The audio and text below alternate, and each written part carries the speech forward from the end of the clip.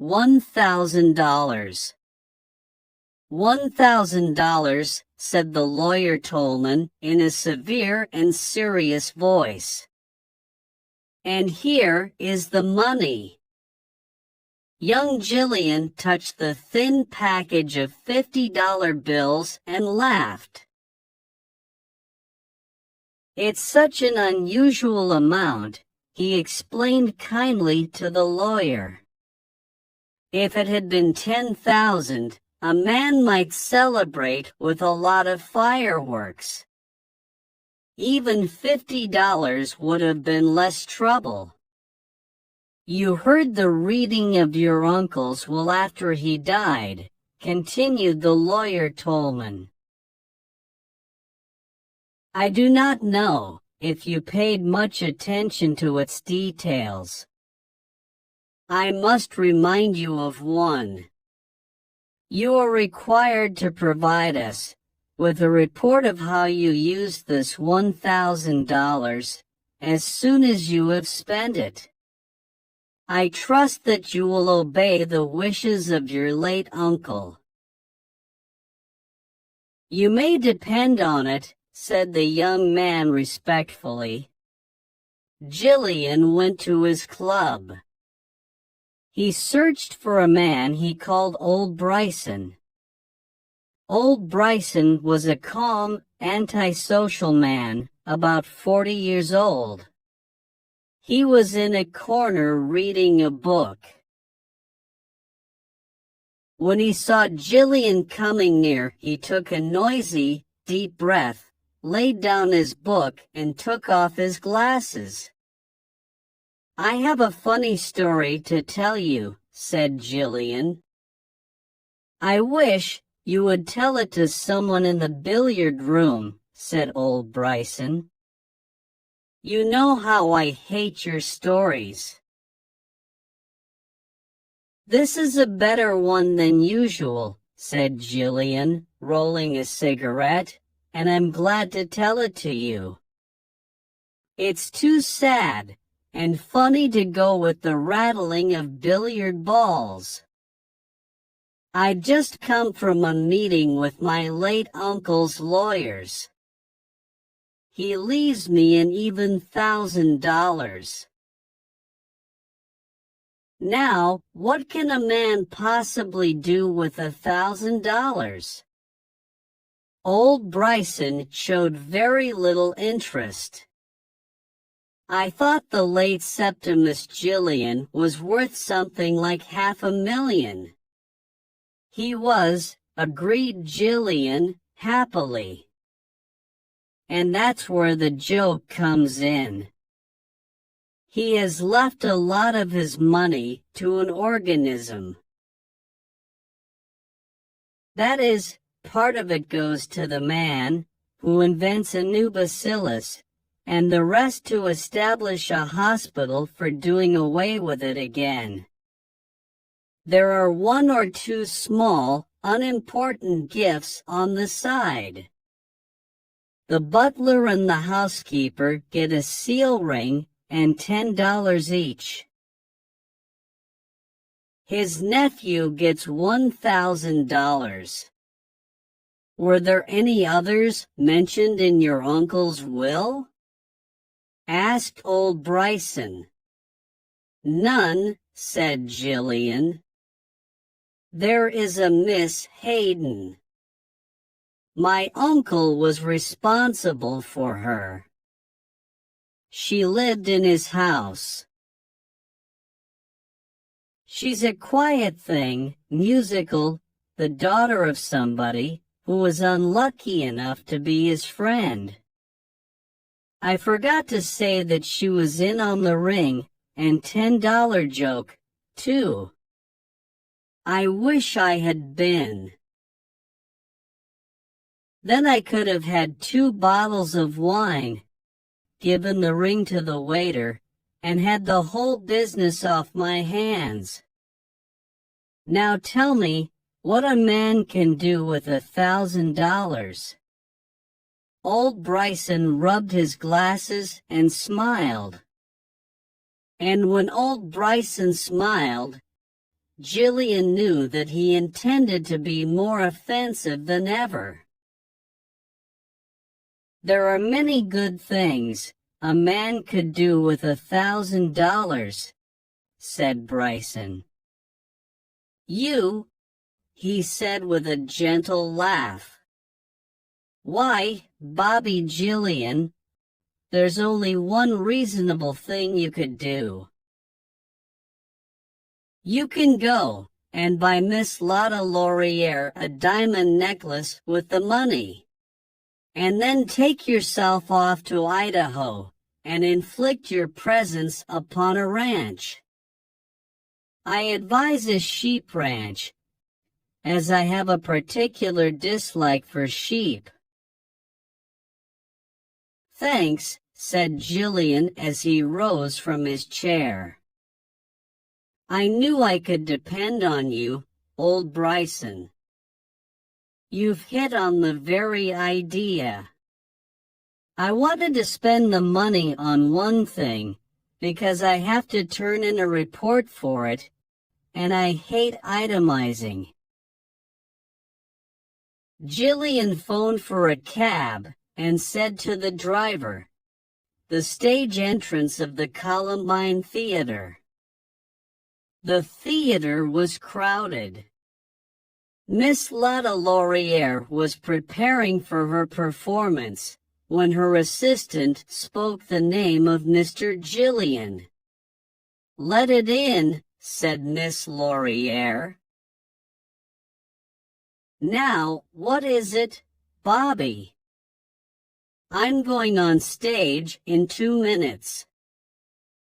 It won't take 2 minutes for me. What do you say to a little thing in the jewelry line? I can spend $1,000.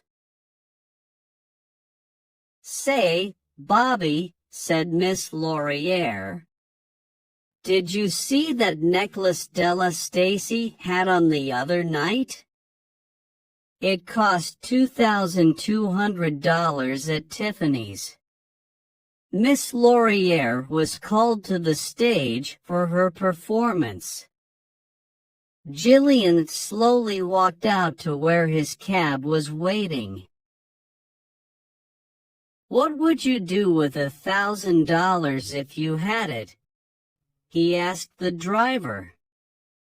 Open a drinking place, said the driver, quickly. I know a place I could take money in with both hands. I've got it worked out, if you were thinking of putting up the money. Oh, no, said Jillian. I was just wondering. 8 blocks down Broadway, Jillian got out of the cab. A blind man sat on the sidewalk selling pencils. Jillian went out and stood in front of him.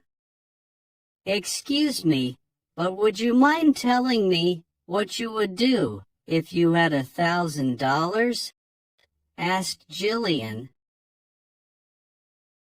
The blind man took a small book from his coat pocket and held it out. Jillian opened it and saw that it was a bank deposit book. It showed that the blind man had a balance of $1,785 in his bank account. Jillian returned the bank book and got back into the cab. I forgot something, he said.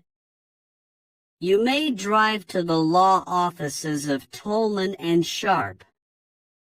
Lawyer Tolman looked at Jillian in a hostile and questioning way. I beg your pardon, said Jillian cheerfully. But was Miss Hayden left anything by my uncle's will in addition to the ring and the $10? Nothing, said Mr. Tolman. I thank you very much, sir, said Jillian, and went to his cab. He gave the driver the address of his late uncle's home.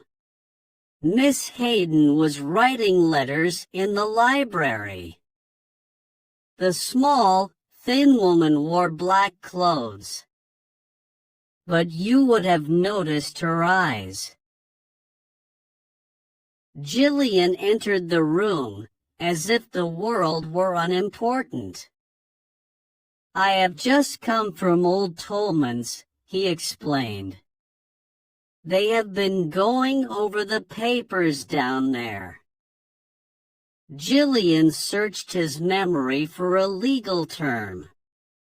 "They found an amendment or a postscript or something to the will." "It seemed that my uncle had second thoughts and willed you $1,000. Tolman asked me to bring you the money. Here it is." Jillian laid the money beside her hand on the desk. Miss Hayden turned white. "Oh," she said. And again, "Oh." Jillian half turned and looked out the window. In a low voice he said, "I suppose, of course, that you know I love you." "I am sorry," said Miss Hayden as she picked up her money. "There is no use?" asked Jillian, almost light-heartedly.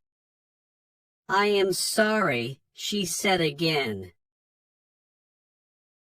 "May I write a note?" asked Jillian, with a smile. Miss Hayden supplied him with paper and pen, and then went back to her writing table. Jillian wrote a report of how he spent the $1,000, paid by Robert Jillian, $1,000 on account of the eternal happiness owed by heaven to the best and dearest woman on earth. Jillian put the note into an envelope. He bowed to Miss Hayden and left. His cab stopped again at the offices of Tolan and Sharp.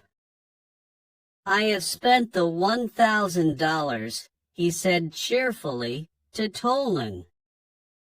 "And I have come to present a report of it, as I agreed."